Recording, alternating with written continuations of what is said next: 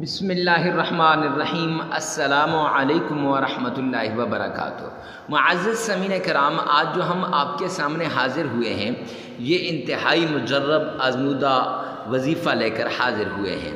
یہ وظیفہ نماز عصر کے بعد روزانہ نماز عصر کے بعد یہ ایک وظیفہ کر لو، یہ ایک تسبیح کر لو۔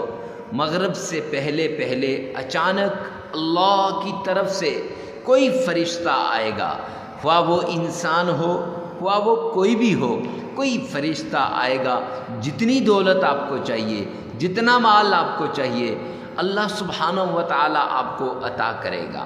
جھوٹ لگتا ہے، آزما کر دیکھیں۔ شک ہے، ایک بار آزما کر دیکھیں۔ اگر آپ کو یقین نہیں آتا، ایک بار آزما کر دیکھیں۔ جنہوں نے آزمایا ان کو اللہ رب العزت نے مالا مال کر دیا، ان کو اللہ سبحانہ و تعالیٰ نے اتنا رزق دیا، اتنی دولت دی، اتنا مال دیا کہ سنبھالنا مشکل ہو گیا ان کے لیے۔ اور جنہوں نے اس عمل کو جھوٹ سمجھا، معزز سامعین کرام، مایوسیاں، تکلیفیں، مشکلات، پریشانیاں ان کا مقدر بن گئیں، اور وہ یہ سمجھنے لگے کہ اب ساری زندگی مایوسی ہمارا پیچھا نہیں چھوڑے گی۔ لیکن پھر بھی میں کہوں گا کہ ایک بار اس عمل کو آزما لو، ایک بار یہ عمل کر لو۔ جتنی بھی مشکلات زندگی کے اندر آئی ہیں وہ ساری کی ساری مشکلات ختم ہو جائیں گی، وہ ساری کی ساری مشکلات دور ہو جائیں گی۔ تو معزز سامعین کرام، یہ عمل آپ نے لازمی کرنا ہے۔ اس عمل کے بغیر آپ کہیں کہ آپ کی مشکلات دور ہوں گی تو معزز سامعین کرام ایسا نہیں ہو سکتا۔ اب میں 100% گارنٹی کے ساتھ کہتا ہوں کہ اس عمل سے آپ کی تکلیفیں دور، مشکلات ختم، مصیبتیں ختم۔ اب یہ کیوں ہوگا؟ اگر اولاد کی پریشانی ہے وہ ختم ہو جائے گی، رزق کی پریشانی ہے وہ ختم ہو جائے گی، دولت کی پریشانی ہے وہ ختم ہو جائے گی، کاروبار کی پریشانی ہے وہ ختم ہو جائے گی، اگر اولاد کے رشتے نہیں آتے اس کی پریشانی ہے وہ ختم ہو جائے گی، یا قرض کی پریشانی ہے وہ ختم ہو جائے گی، یا آپ کی دولت کوئی لے کر بھاگ گیا اس کی پریشانی ہے، اور آپ یہ تلاش کر رہے ہیں کہ کون سا عمل کیا جائے جس سے آپ کی لوٹی ہوئی دولت واپس آ جائے، تو آپ کے لیے یہ عمل بڑا خاص عمل ہے۔ معزز سامعین کرام، یہ ایک ایسا مجرب، آزمودہ اور نایاب وظیفہ ہے کہ جو اکثر علماء کرام، مفتیان اعظام اور بزرگان دین دوسرے لوگوں کو بتاتے ہیں۔ اکثر پیر، اکثر فقیر یہ وظیفہ بتاتے ہیں۔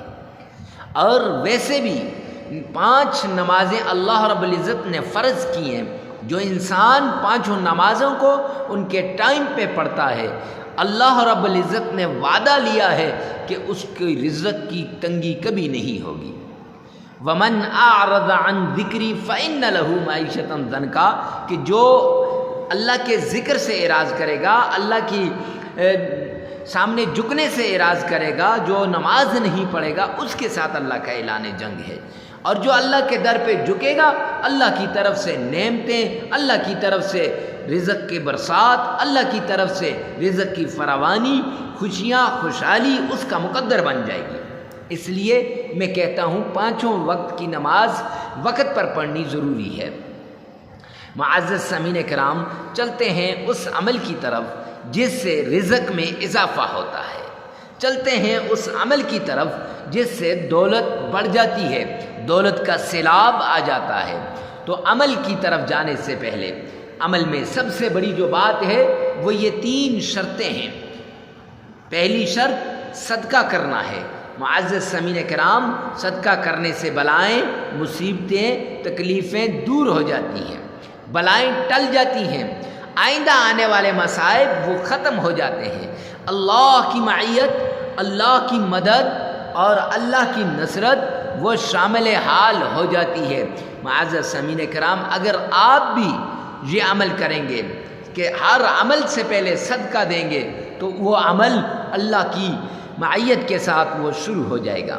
اس لیے جو بھی نیک اعمال کریں اس سے پہلے صدقہ لازمی دے دیں۔ معزز سامعین کرام، دوسرا کہ تنہائی کے اندر اس عمل کو کرنا ہے، جہاں دو چار آدمی باتیں کر رہے ہوں وہاں جب آپ عمل کو کرو گے دھیان ادھر ہوگا، عمل اثر نہیں کرے گا۔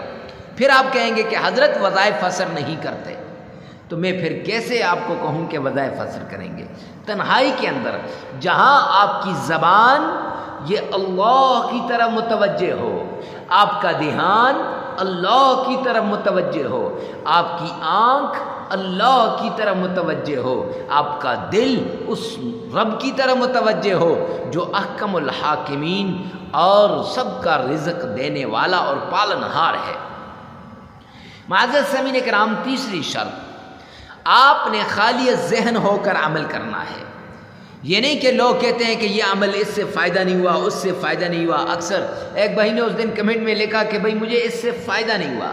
اور میرے بھائی فائدہ تب ہوگا، رب کا قرآن ہے، اللہ نے قرآن میں فرمایا ذالک الکتاب لا ریب فیہ، کہ اس کتاب کے اندر کوئی شک نہیں ہے۔ اب میں اور آپ کیسے قرآن پاک کے اندر شک کر سکتے ہیں؟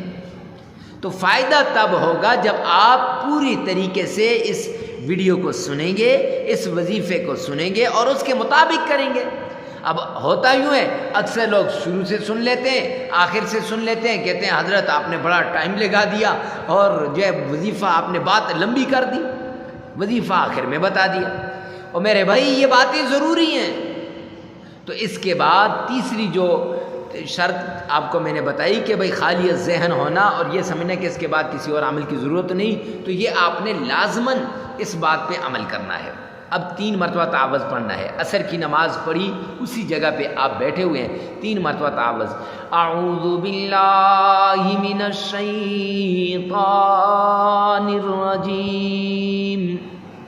اب یہ تعوذ پڑھنے سے شیطان مردود سے پناہ میں آ جاتے ہیں، وہ دنیا کا شیطان ہو، انسانی شکل کا شیطان ہو، یا پھر جنات میں سے ہو، یا پھر یہ دوسرا شیطان ہو جس کو قرآن نے عدو مبین کہا ہے، اس سے بھی حفاظت ہو جاتی ہے۔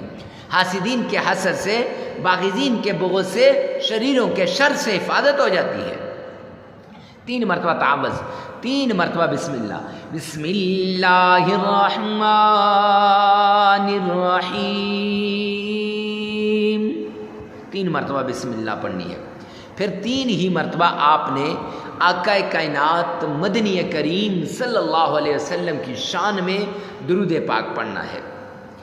آئیے نا مل کے میرے ساتھ پڑھیے گا، اللہم صلی علی محمد وعلی آل محمد۔